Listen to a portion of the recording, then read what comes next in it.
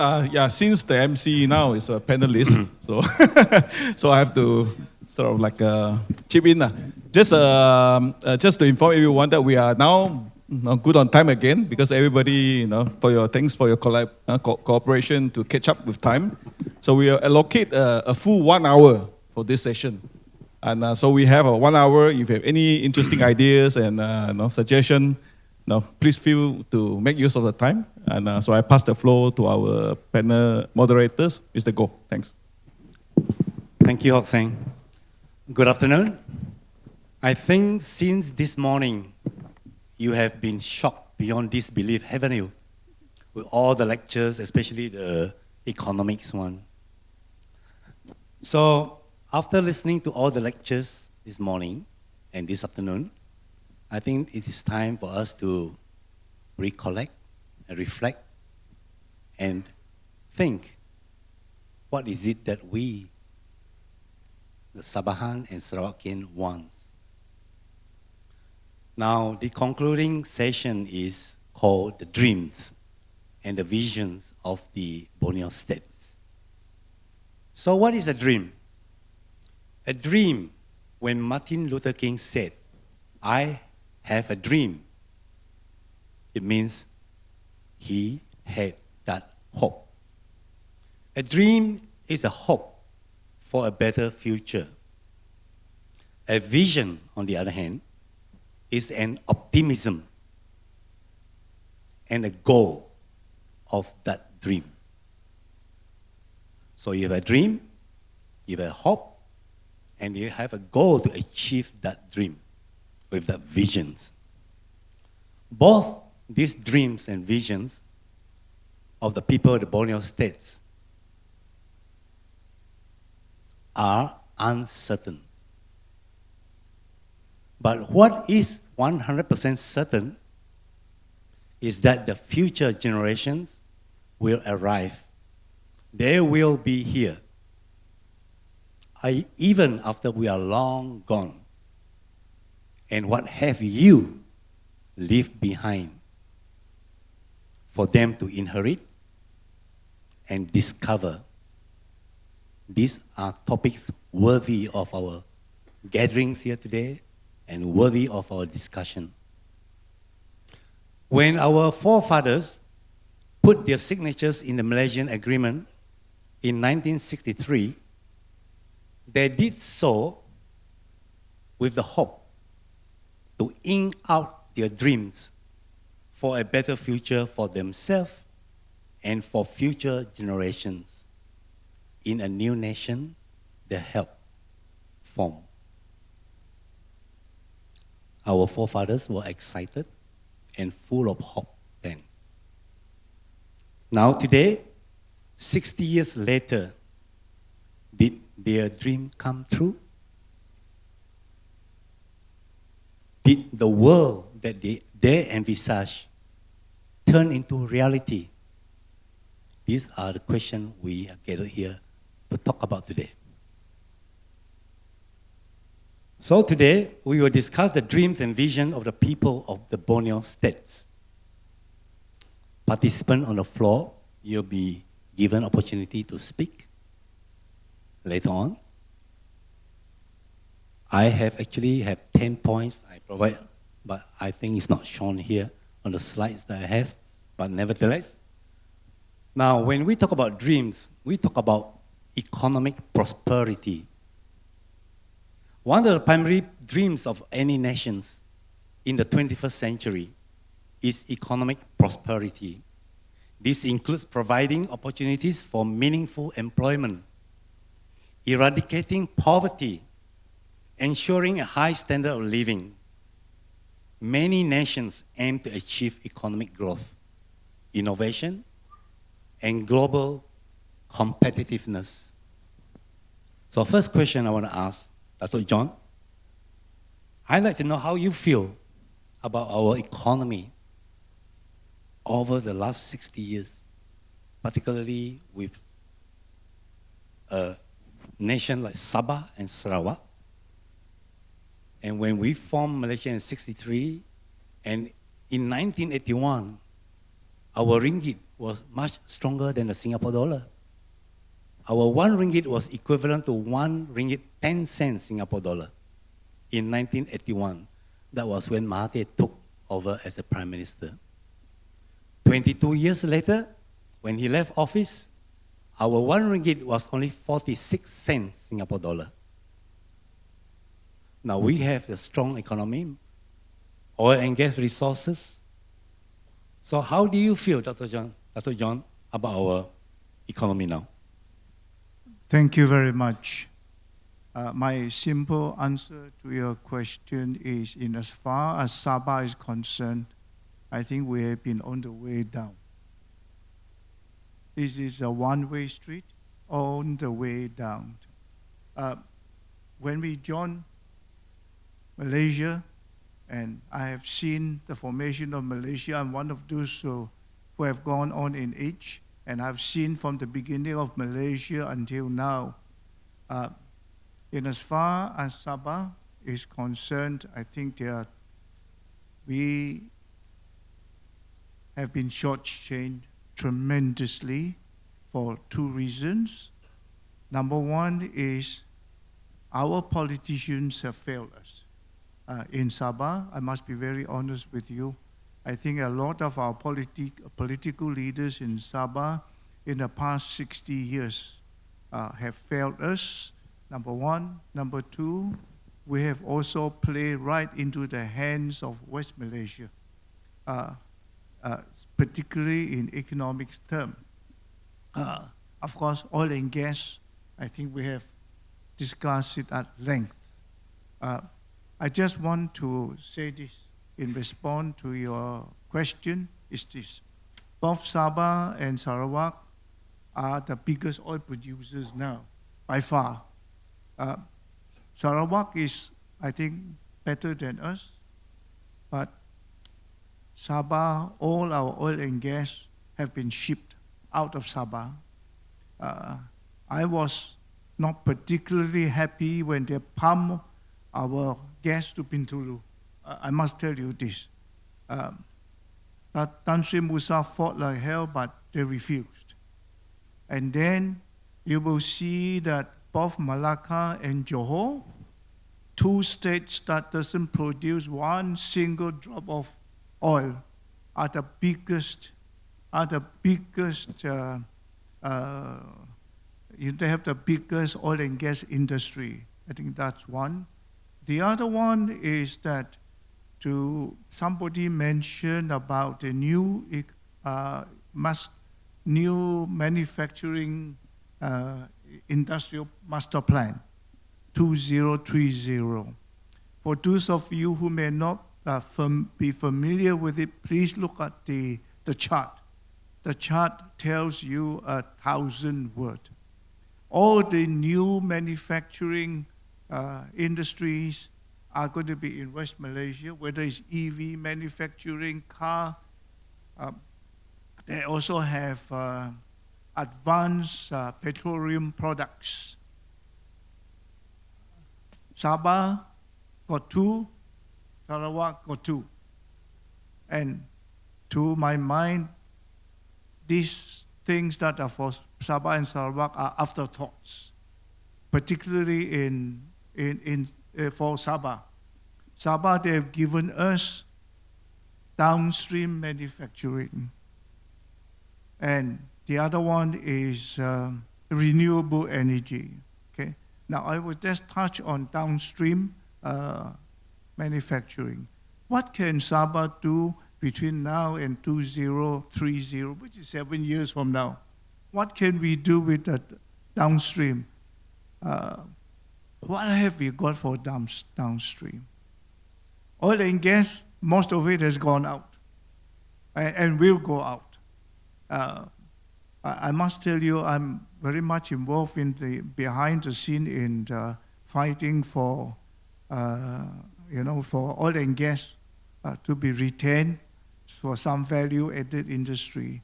Datuk Sri Lim Hau Kwang, who was the executive chairman for Shell oil companies in China, he has done tremendous work to get what we have achieved so far within these 2 years. But we are still very far away.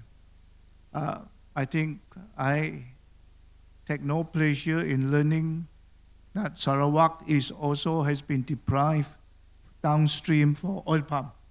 I think we are the biggest, or maybe Sarawak is slightly ahead now in the production of CPO. Sabah produces 5.5 million metric tons a year. If you price it, say on average of 5,000 per metric ton, you're talking about something like 27 billion ringgit a year. What do we get out of it? 7.5% sales tax. I don't know about Sarawak. At least Sarawak is more clever. They also tax on the kernel oil, which we still don't. Apart from that, what do we get? Zero. There is absolutely no downstream. And employment is nominal or rather minimal for Sabahan. Now, can anyone of you in the audience tell me what can you do downstream within this, mind you, within the time frame of 7 years now, from 2023 to 2030. The other one is the renewable energy. Now,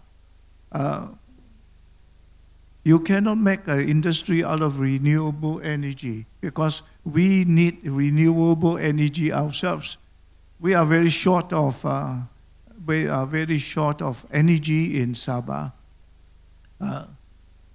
This should have been given to Sarawak. Thank you, Dr. John. Thank you. Yeah. Okay, the next topic is on cultural preservation, expression, and promotion of our identity. Now, nations often seek to preserve and promote their cultural heritage and identify an identity, while also embracing cultural diversity. Now, I'd like to ask Ms. Sakinolin, now, how liberal do you think 60 years ago and now, perhaps, I'm not sure you were there 60 years ago, but you can really feel that what was the tolerance level of the people of Sabah and Sarawak in terms of religion tolerance, racial tolerance or acceptance, compare then and now. So how do you feel about our liberalism at this stage and where we are going now? Thank you, Mr. Chairman. Let me just share my story.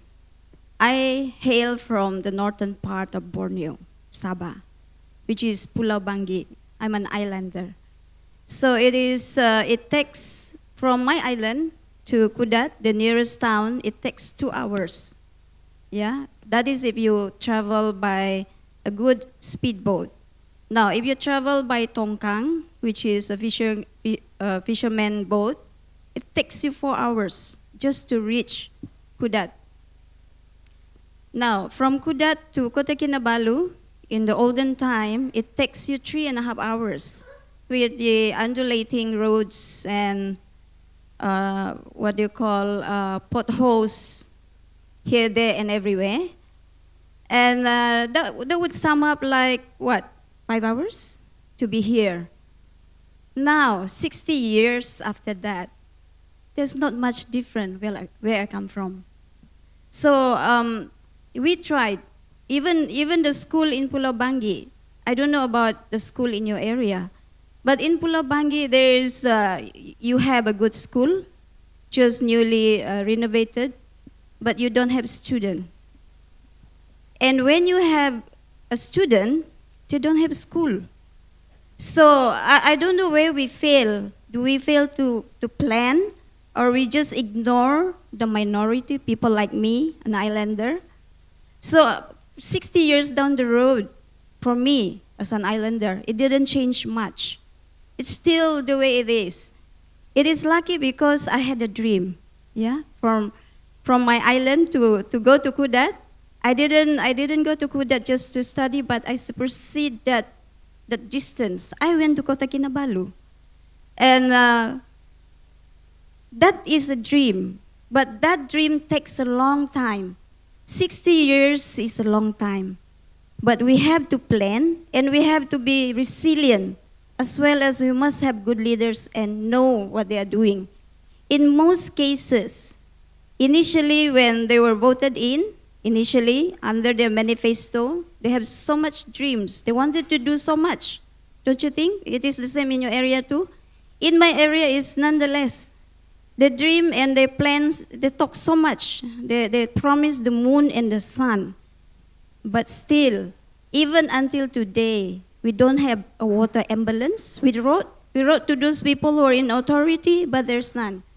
So, ladies and gentlemen, Mr. Chairman, maybe people from my area need to dream more. I'm asking you about that. Generally speaking, I mean, how do you feel about Sabah Han? Like years ago, maybe a few decades ago, and now, are people more united now in terms of their acceptance level of each other, in terms of race and religious acceptance, then and now? I mean, how has it changed? Well, initially, if you look at the history, Sabah, in those times, we didn't have any religion. Most of us were pagan. Yes, we have some Christian, we have some Muslim, but they were not the majority. The majority were pagans. That is why I think when our marhum Tun Dato' Haji Mustafa came into power, he wanted to do a change because he believes that people without religion have no path. There's no vision for them. So he created some vision. But unfortunately, it was also made his downfall. Yeah. So between then and now, I think the people of Sabah, they are still trying to find their identity. Why? Because if you look at the political scenario, we have 13 parties. 13 political parties, and we only have 3.5 million people. So imagine, we are quite creative in our leadership, but we want a leadership that counts, that can realize the vision of Sabah. Okay. Thank you, Ms. Kone. The next topic I want to discuss under the dreams is on education, on quality education. Now, the knowledge economy is increasingly dominant in this 21st century. Nations dream of providing quality education and fostering a culture of lifelong learning to empower their citizens and remain competitive in the global economy. Now, we are now moving fast into the age of high technology. Things like artificial intelligence, things like you never thought about, let's say 2 or 3 years ago. Things are moving so fast.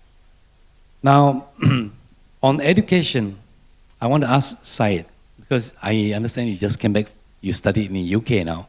Yeah. And thank you for coming all the way to join us this afternoon. Now, given the trajectory in the 60 years, do you think Sarawak and Sabah could achieve education excellence without education autonomy? Meaning to say, if you ask people around, are they happy with our education system? Most people I talk to, they say no. Now, how do we, Sabah and Sarawak, the Borneo states, could we achieve our education excellence if we don't take back that autonomy and continue to let federal government handle education in our 2 states? Thank you, Mr. Goh. First, I'd like to take this opportunity to thank the organizers for inviting me to this forum. It's an excellent question when it comes to education in Malaysia, because like only last year when I reached Oxford, the youngest students, who enroll as undergrads are 17 years old. 16, 17 years old, and if you're 21 years old, you're considered as a mature student. That's basically the average age for Malaysian students in universities. So that struck me as how far we're left behind and how much we need to improve ourselves in that regard. On top of that, I mean, gorging into my past experiences, you know, I did my master's and I had my thesis, and one of the things that I did was I was invited by some of the schools there to present my thesis to these students. So I was asking some of the teachers there, like, how old are these students? Are they like 17 or are they 18 years old, like waiting to join to enter university? No, they are 11 till 17 years old. They have this politics club in the school. And my topic was on subnational diplomacy in Malaysia, focusing on Sarawak. 15 students in front of me, the youngest being 11, eldest being 16, and each, I mean, I thought that they're not going to understand what I was going to talk about, but after that presentation, each student had at least 2 questions to ask me, because they are so interested, they're so engaged, and the level of education that they have received is well beyond our level of education that we have here in Malaysia. As much as we would like, as much as we love to, I mean, I'm sure in this whole, as much as we love to criticize the federal government when it comes to our education system, we also have to ask ourselves, how do we nurture the children in our society? Because as far as I'm concerned, when I was abroad for the past 5 years in France and the UK, I often overheard conversations between a child and his or her mother or father. It's not about something simple. It's usually something along the lines of, "Mom, why do we have a king, and why does the US has a president?" It's such a complex question asked by a kid who's perhaps 7 to 8 years old, and the mother went all around explaining about the divine right of kings, the revolution, about having a presidency, and they took time to tell the kids that. And I reflected back in my childhood, like when you ask something complex to the adults, like "Orang tua, jangan," like don't bother with that. You know, this is old people stuff. You don't have to bother with that. You go back to the school, and back in school, you're given it with a subpar syllabus to cope with, which doesn't actually help you much. I'll give you a point. For example, GCSE history school, history subject. When I look at the history textbooks and questions posed in history textbooks in Singapore and in the UK, history, yeah? I mean, you would thought that it's a simple question of memorizing the dates of memorizing the names of peoples, kings and queens, so on and so forth. No. Questions being asked to 13 years old. This is the question. If you are the president of the United States at the beginning of the First World War, what would your position be and how would you have changed it to make the outcome different? It's not just about dates. It's not just about figures. It's about asking them to think. And frankly, here in our system, we don't have that. So I think when it comes to getting back the autonomy, I think, again, I apologize because I'm not so sure how the Sabah government is going about it, but what I understand from the Sarawak state government, they already have a department in charge of education. They are building up the syllabus as we are speaking. I know personally the permanent secretary, Datuk Azmi Bujang, who was the director of Yayasan Sarawak. So Sarawak is actually looking into it, and they're developing that track for Sarawak to have an autonomous education system. So Yeah, I think, so yeah, Actually, Sarawak now has its own Ministry of Education. exactly. And we organized, TSI organized a workshop with about 160 people to gather together to think about our education. And we are very concerned about the standard of education we have now. But the other question I'd like to ask you is that now, what do you think a teacher should teach our children? should our teacher teach them what to think or how to think? Because those are two different things. If a teacher tells a child there is a God, that is telling the child what to think. But if a teacher asks, is there a God? That is teaching the child how to think. So, you know, this is quite important. So what do you think? Should we teach our children? I think it's quite straightforward that it's you need to teach the students how to think. Like back to the questions I mentioned early on in the GCSE, it's about how to think. It's like, if you are in this position, what would you do? How would you think differently? But we are not taught that because in our syllabus, it's about facts and figures. This is what happened, and this is the chronology. Memorize that, vomit it out during the exams, full stop. Okay, let's move on to the next topic because we are running out of time. The next topic that I'd like to talk about is social justice, equity and inclusion. Now, nations aspire to create societies where all citizens, regardless of their background, have equal opportunities, equal rights, and access to basic services like healthcare and education. Achieving social justice and equality is a key dream of many nations. Now, I'd like to ask Ann on something on social justice because I know that she's doing a lot of works on electoral reforms. Now, Ann, with your works with the RISE, the NGO that you've co-founded, what do you have to say on our election integrity in Sarawak and Sabah? And how hard is it for you to bring awareness to the people of Sarawak and Sabah on electoral reforms? Okay, thank you for the question, Mr. Goh. Actually, I'm very glad to be amongst the panelists today, especially Syed, because Syed brought up the matter on actually it's education, right? But it's actually critical thinking. One of the things that he was mentioning that he observed in UK was critical thinking, and that's what our kids are lacking at the moment. So I'm very much on my heart is civic and voter education. Which is what Rose has been doing lah, bengkel lah, workshop democracy and stuff like that.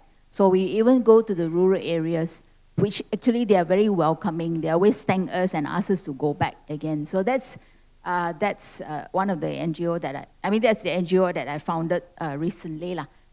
Actually, it's not that recent. It's about 10 years ago already. So in other words, civic and voter education, we're teaching. It's not about, if you're talking about syllabus, I think in my view, our syllabus should also include elements of citizenship modules, citizenship values, citizenship roles and responsibilities. What should they do when they reach 18 years old? What does it mean to vote, to choose a good leader? That's, and you go through the process, and it doesn't have to start like late secondary school. In my view, it can start very early in a child's life, with age-appropriate, age-appropriate examples of how democracy works. Now, it's very interesting because in this particular seminar or symposium today, I've not really heard the word democracy. If you agree with me, ladies and gentlemen. Thanks for giving me your ear or giving us your ear. We're the final panelists already.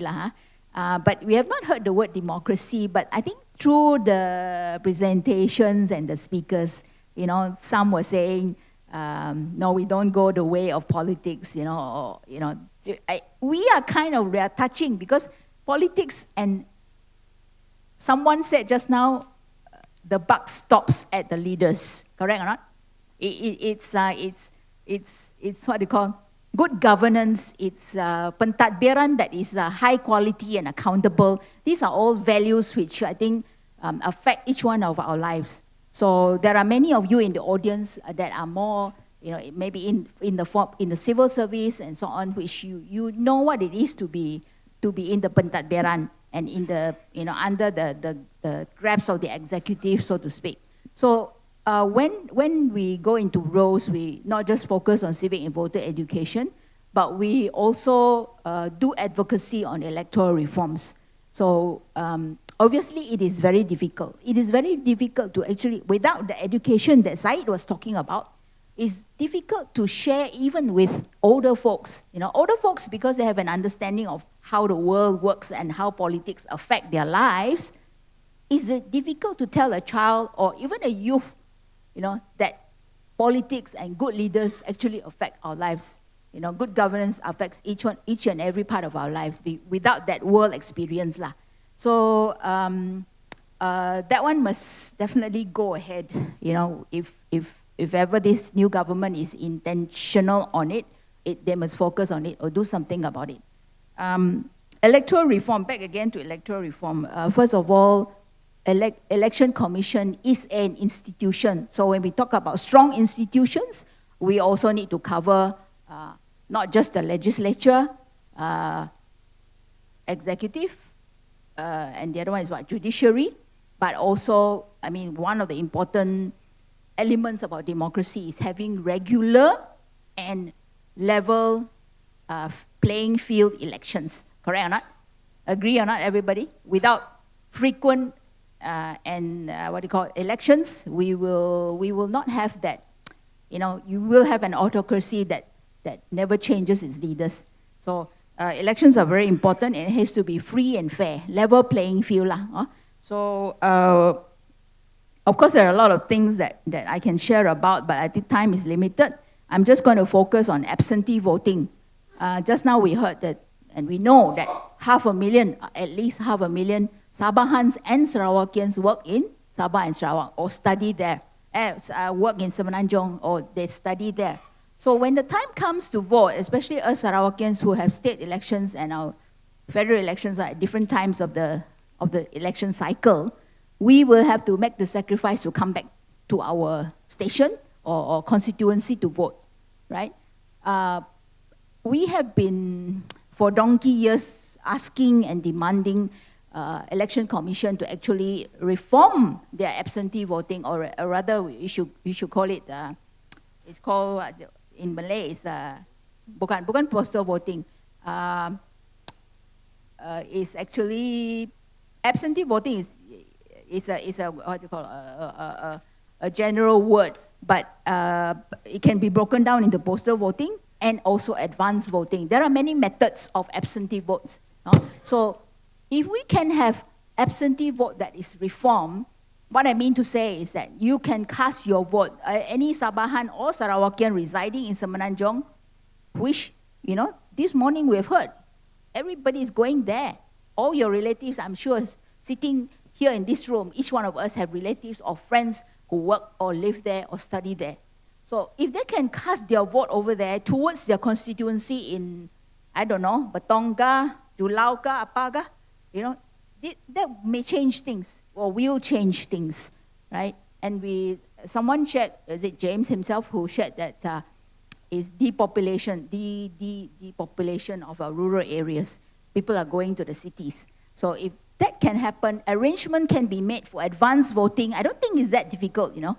For Sarawak elections, 82 bags lah, 82 ballot boxes lah, not physical boxes, but maybe secured bags lah. They can drop it in at maybe say one state of some one state you have one center, or maybe kalau like big states like Selangor and Johor, they can have 2 centers, and then the rest just have 1 bag each, right? And people can just travel to that place. Of course, you have to be registered on the roll first to say that you are going to vote as an absentee voter lah. Thanks. Yeah. So these are some of the ways. And a few other things which I actually wanted to talk about. I don't know whether we have time or not. Unfortunately, we are running out of time. Okay. Yeah, but I'll come back to you later on. Now, all right. Okay, now we don't have very much time. So, in fact, there are a few more topics that I would like to cover, but due to shortage of time, I will just mention those topics that we think are important. Things like political stability. This is important subject matter. Democracy, as you mentioned. Good governance. and the recent introduction of the anti-hopping law, peace, stability, and security, quality of life, and how we are going to remain competitive in the global arena. But before I throw the question to the floor, let me, allow me please, to throw an idea for you to think about. Now, over the last 60 years, and since this morning we're listening to all the issues that I gather that most of us are not happy about the things, how things are being done. Now, where do you think the problem come from? Are they come from the politicians?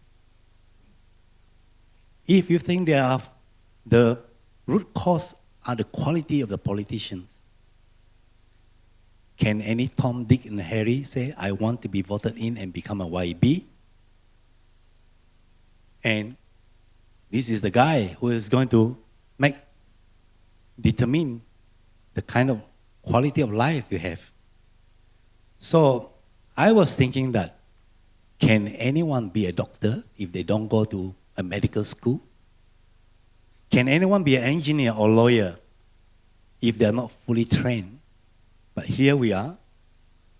60 years later, do we have an institution that train our politicians and our leaders? Do we need that or not? I think we need that. You need that, yeah? Good. You see, in advanced countries like UK, they have many institutions. Universities like Oxford, Cambridge, London School of Economics, they train their leaders. In Singapore, you have Lee Kuan Yew School of Public Policy, and they train their leaders. Here, in Malaysia, we don't have any particular one. So do you think it is a good idea to have the two states, the Borneo states, start a school of economics and political science to train leaders, future leaders, to take care of our Borneo state when we are long gone? I think that's the question. I can tell you that in my career, I am never worried about money. I am always worried about, do we have the right model? Do we have the right concept? If you're worried about money all the time, there's nothing you can do about anything. So money is the last thing that we're going to think about. If something is good, the money will come. Okay, so this is the idea I want to throw. So now I'm going to open the floor for comments and question and answers. So if you raise your hand, give your name. Thank you. Hang on. Okay, that lady over there. Yeah, sitting down. That lady sitting down. Yeah, you. What's your name? There's so many ladies. Which 1, 2, 3. The third row from the top. reveal yourself, ma'am. Yes. Miss. Hi again. So my name is Nadia from Sabah. So I'm speaking on behalf of students in my age group, the Gen Zers. So this is based on education. So Mr. Syed talked about education and the quality of education, how it's different from UK. And so I was the first or second batch of PT3, and then they changed it. And then now we don't have any PT3 anymore. So that's no more a qualification. So you see there's always a shifts in what they want. SPM, STPM, like PMR, PT3, what is it they want? But most of all, my concern on all the batches is the streams. This idea of a science stream, an arts stream. I think this is one of the problems in our education as well, because this is ranked on grades. And I think in order to empower society that thinks critically also, they should be empowered to have the choice, freedom of choice as well, what they want to study. How do you know in high school what you want to be when you grow up? You know, but this is all determined by what stream you're allocated when you're in high school. And that's really unfair to some students, because as me, I had good grades and I was automatically put in a science stream, but I didn't want to do anything related to science. I wanted to do social sciences. They didn't have social sciences. They didn't have anything related to politics. Or even if they had economics, I had to do accounts. I didn't want to do accounts. You know, this is the type of things that GCSE has. You know, you can choose your topics. What do you want to do? And you're limited to only 5 subjects. Here, when you're doing science stream, you have to do over 9 subjects, whether you like it or not. There's unnecessary topics you have to do, and our students are extremely pressured to do out of their things that are bigger than what they're expected to do. Okay, You know? thank you for the comment. That is not a question. But what are your opinions on this? Is this something that we should Well, change? you're talking about student counseling, and when they're young, they need to be counseled on what type of courses they want to take, not wanting to go in the wrong direction. But this is something systemic. This is something Yes, of we course. cannot control. Yeah. This Let is me take another question from the guy behind just now. Yes.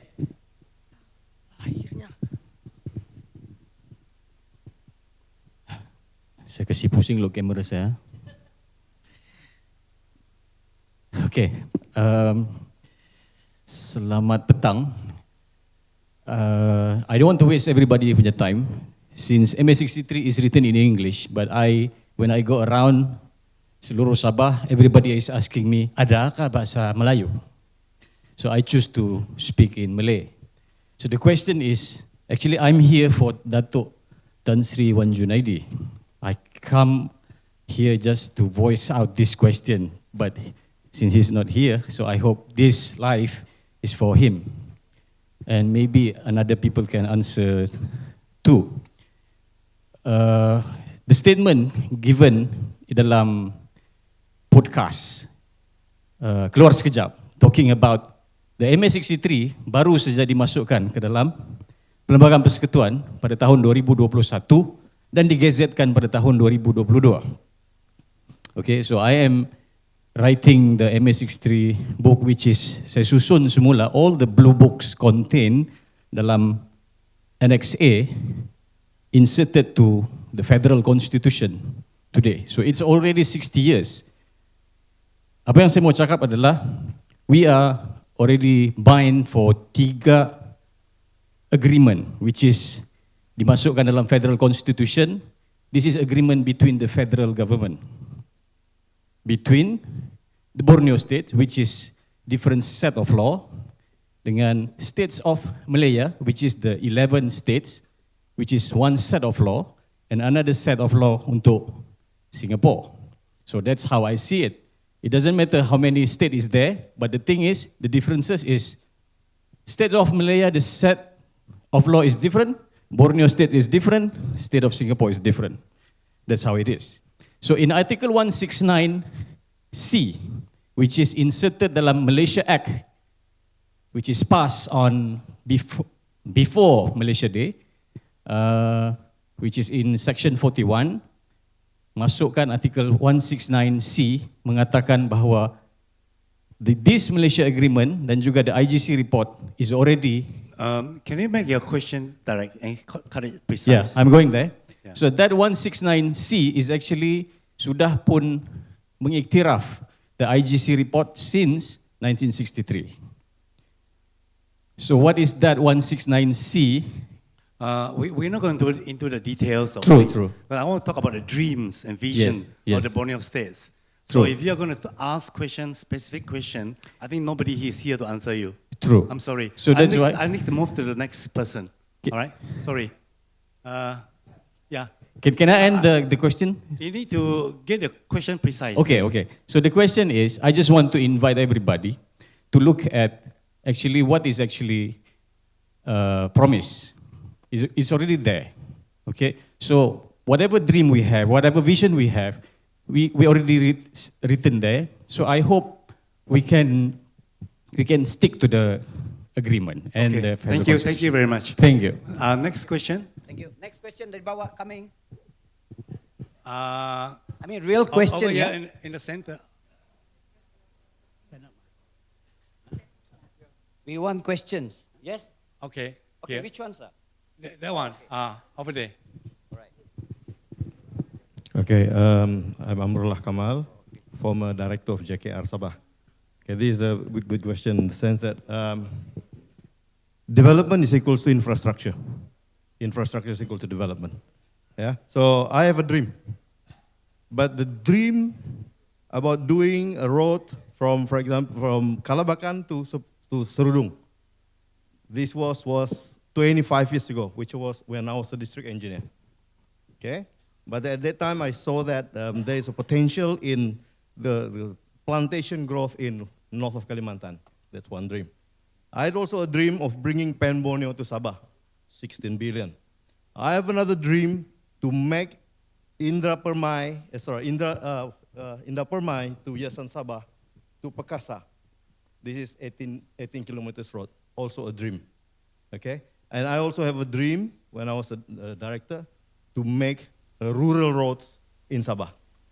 Now, two things that happen. One thing is that we have to be strong and gutsy whenever we face this decision maker.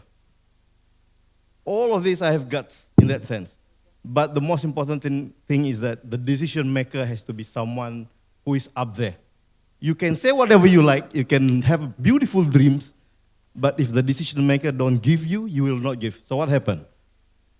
If they had decided what I dreamt of doing a road from Kalabakan to Serudung, if Nusantara really become a reality, this road is something that will help POIC in Lahadatu.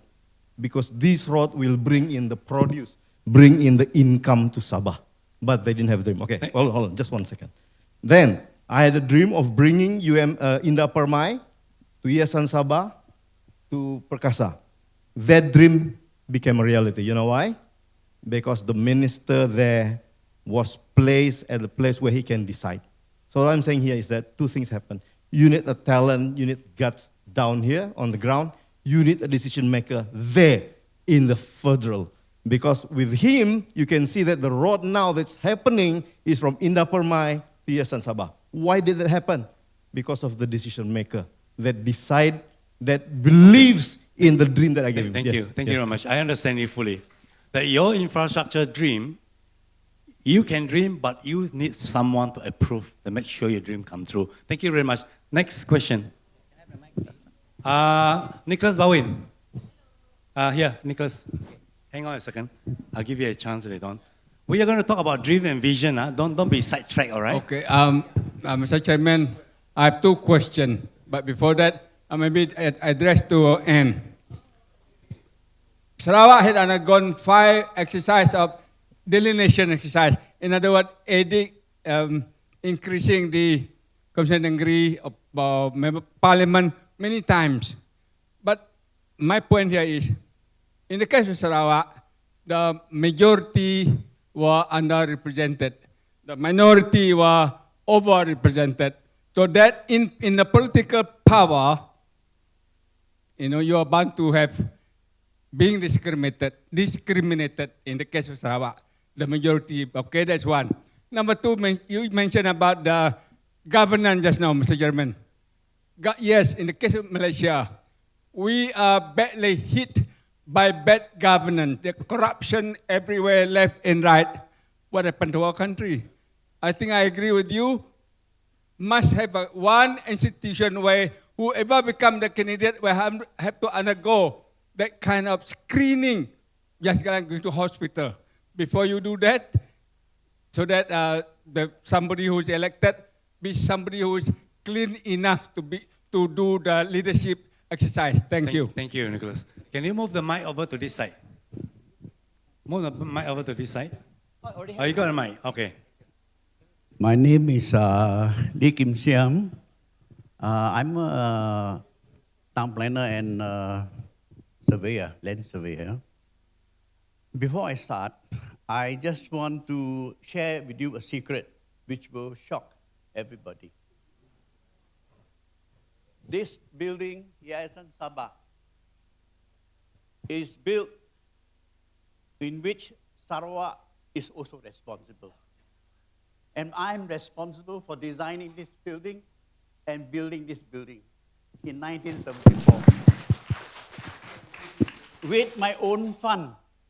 No fund came from Yayasan Sabah, no fund came from the government. It was done by a trust, a public trust which nobody owns. Nobody own. Can you look this way when you speak? Yeah, nobody own this. And also, Excuse me, you look this way so we can have Okay. see you. But you're not going to tell about your personal story, are you? okay, no. I just want to connect your vision. This vision All right. that you are talking Go about. straight to the vision. This vision that we are talking about and the dream that we have is connected to things like this. It will come true. I explain to you what happened. Because when I was a project manager for Yayasan Sabah, the director of Yayasan Sabah showed me a newspaper clipping in 1974. He says, Sarawak has a 26-story secretariat. We don't have a building like that. We must build a building higher than Sarawak.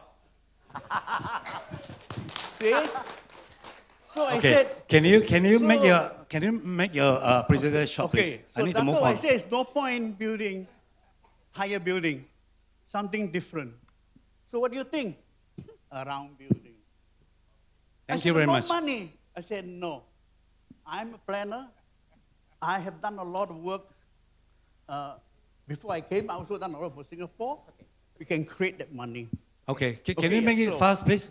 Excuse me. Then, Excuse me, can you be precise? okay, now I want to explain to you that whatever vision that you have, I have prepared a 100-year plan for Sabah and Sarawak and Borneo. Thank you very much. Thank you very much. And Thank this you. dream will become a reality for this one reason and one reason only, because of this meeting. Thank you very much. And Thank you very much. And I will explain Okay, to next you, question. Can you get a phone to another guy And I over there? explain to you why. Just one word why. Give me 30 seconds. Okay, timer giving 10 seconds. 10 seconds, sir. I 10 explain seconds. to you one. Yeah. One reason only. See? One reason why. Because this plan, we need the two to work as one. You cannot have a master plan for Sabah without Sarawak. A Sarawak master plan cannot jadi without Sabah. Thank you very much. And Okay, thanks. Can you this take the mic forum- from him, please? Thank from you very this- much. from Thank this you. forum- Thank you, sir. Thank you. Yeah. Thank you very much. You make your point. All right? You make your point. Okay. Okay. The Gentlemen. dreams of indigenous people, including orang asli, is to get TSI to influence the Malaysian government to legislate United Nations Declaration of the Rights of Indigenous People. Thank you. That's my dream. Thank you very much. We want questions. Any question from behind there? Questions. That lady over there at the back. Coming. Give the mic to the lady over at the back. Question, yeah? Well, hang on. I'll come over there. I'll get over there. I'll go there. Yeah. Question, Hello, good afternoon. I have on a particular idea of building a leadership. Excuse me, can we keep quiet, please? Oh, sorry. My name is Philo. Philomena, you can call me Philo. I'm very intrigued with the idea of building a leadership institution. Okay, but it's very tricky when it comes to how do we build it and how can it be very credible and also effective. That's the most important question. You can have like a sport institute, but if you don't have the right the right coach to teach those people who are not credible to do it, it's not going to go anywhere. So my question is, to all the panelists here, each one of you could give one key features that we need to implement in this leadership institute to make it, effective in a way. Because the same as if you have autonomy over education, but you don't have the right sets of template that you want to enforce, it's not going to work. You just have power, but you have no quality. So yeah, that's my question. Thank you for that comment. Can we move it to the right-hand side behind? That lady over there. Which lady? The one in light blue color. Question, question. Okay, our education system, truly, we need revamp, full revamp, all right? We have to measure people according to their skills instead of one pembaris, like you measure the fish according to the skill of climbing the tree. That's not it.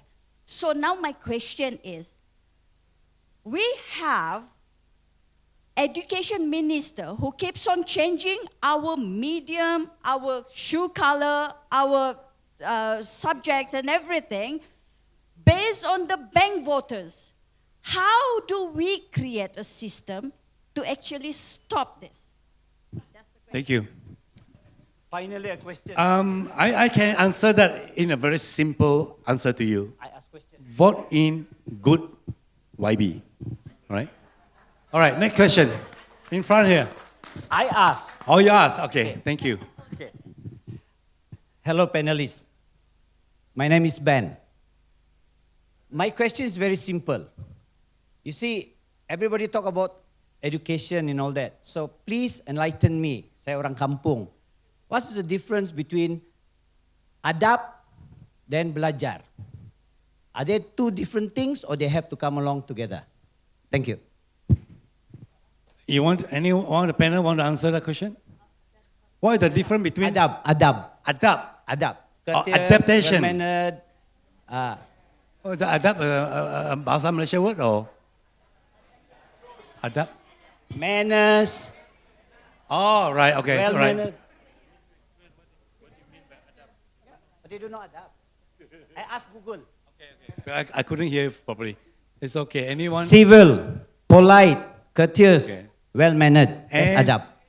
And belajar. Okay, thank you. Mr. Chairman, maybe I can share my experience with you. People from my village, they are used to they are not well educated. And I think our education system didn't actually go down to the grassroots. So I believe this is a problem. In other countries, the education ministry or the personnel, they go to all villages and register people to come to school. But I don't see anyone going to my village. So I think we have a problem there, Mr. Chairman. Thank you. Well, I can share with you a little bit on the Japanese, There was one time when there was a football session going on. And everybody was leaving after the game. And the Japanese stayed back and they collected all the rubbish in the stadium before they leave. Now that is called education as well. Thank you. Okay. Next question. In front here. Microphone to the front, please. Coming. I finished my step today. 5,000 steps. Question, Question. Thank you, Moderator. My question is, from the morning we are exposed with the success of Sarawak, for example, in the establishment of Petros, and also the increase in income, collection of tax in Sarawak. So my question is to Datuk John. Do we have Sabah plan to also establish the exploration of oil and gas company equivalent to Petros in Sarawak? That's my first question. Second question is, now the tax management is done in Sabah under the Minister of Finance. Where in Sarawak they have separate body to administer the tax, Sarawak sales tax on petroleum. That's why they increase the revenue up to 11 billion, whereas Sabah only collect about 6 billion in 2022. So my question is, do Sabah plan to establish the separate body to administer the sales tax on oil and gas? Thank you. That's my question. Thank you very much. Number one, there is the SMJ Petroleum already in operation, and it has already given a dividend of 50 million just a few days ago. This is as far as I know, okay? Yeah. I think the Sabah and Sarawak are actually working very closely on a number of issues. I want to mentioned just now that a speaker said there is no Sarawak and Sabah block. I think that's not true. There is very close collaboration. I think Professor James may be too far away. He's in Tasmania. Yeah. But I can assure you that Sabah and Sarawak are working very closely together politically and economically. And I think it is going to be very good for the future of these two states. Yeah. On your second question, I must tell you, I am not sure, whether there will be a separate body. But you will notice that the revenue for Sabah and oil and gas has increased tremendously in the last 2 years. Thank you very much. Okay, well, time is running out, but I will allow James to speak.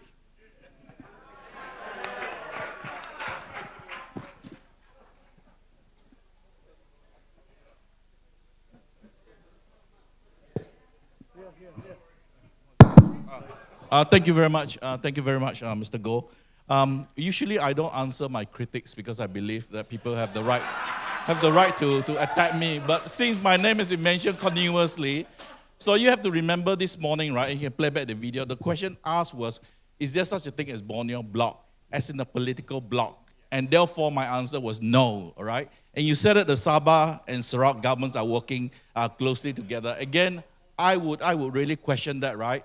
Because the very reason I initiated this process to bring the people of Sabah and Sarawak together was 60 years is a very significant year, right? 60 years of the Federation. And yet, can you name me one event organized conjointly by the Sabah and the Sarawak government bringing the people of Sabah and Sarawak together? It's okay. Thank you, James. Thank you. Wait, hang on. Excuse me. I think I haven't okay, answered. I will some allow questions. this gentleman to speak for a little while.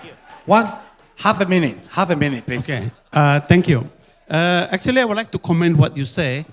You mentioned about suggesting about setting up Institute of Economy and Political Science. A School of Economics and Political Science. Yes, but I would like to disagree with that. Because you cannot make a good politician by studying political science or economy. You can become a good analyst, you can become a good teacher, but does not make you a good politician. Now, I'd like to make this point. I think the country must take a close look at our educational system. Because there are three things that we must develop our society, our young people, our politicians. First, of course, is our mindset, okay, our value system. Second is our character, discipline, integrity, attitude. The third one is our competence. So my dream, we must have an institute that create awareness, political awareness. And then it has to be followed by building the character of that student. And then building their competence. Now, I'd like to give you an example in Korea. In Korea, after the war, the first thing they did was they introduced a program to train all the young people to build their character and competence, their mindset, to prepare for the next 30 years. And look how they succeeded. I think what is lacking in our education system now, our students graduate from university, they are not aware politically. And there is issues of character. And sometimes even competence is doubtful. So we need to revamp our educational system so that we are able to meet the needs of our future. Mindset change must be ingrained in the school from primary school until university, not political indoctrination. Okay, thank you but very the much for building your of comment. character and the building of competence. Thank you. Thank you. Can I have just one more comment? Can you give it, Robert? Just one. Okay, that will be the last comment. It's a question to Mr. Syed. Sarawak is building its own international school, getting education autonomy. You being a Sarawakian, what is your view of the state government building schools and running schools? And if you are in a position of influence, what will you do to make a difference to education in Sarawak in particular and in Malaysia in general? Thank you. Thank you for the question. Yes, I do support Sarawak government doing what they are doing right now. And the thing is, I echo the question asked to me earlier on about students being asked to choose between science stream and art stream, because that was exactly my position back then. Just because I got 8 A's for my PMR, I was forced to go into science stream. I didn't want to go into science stream. At the same time, also, likewise, I didn't want to pick up accounting because my interest had always been in social science. But I wasn't given that option. So if I am given the opportunity to run the schools in Sarawak, I would look into that and be much more open. And I mean, why do we need to recreate the wheel when the wheel is already there? I mean, the UK has a perfect education. I mean, it's not perfect, but it's there. Might as well copy it and implement it. I mean, you don't actually force the students to choose. So just pick it there and tweak it a bit to fit our environment and use it. Because as far as I'm concerned, how the federal government is forming its education system, it's a case of too many cooks ruining the soup. That's what's happening. Because we have people, everyone from Dongjong to Isma in one room, come up, create one national curriculum. There's not going to be any consensus between all these extremes. Eventually, we're left with something which is almost as good as nothing. So, my view is that leave the academia to the academicians. Let them decide. So that's my view. Thank you. I think that with that, I think we come to the conclusion today and hand over to the MC. Thank you. Thank you, Moderator, Mr. Goh. And so now hand over back to the MC, the official one. Saki. Ambil apa, Bang?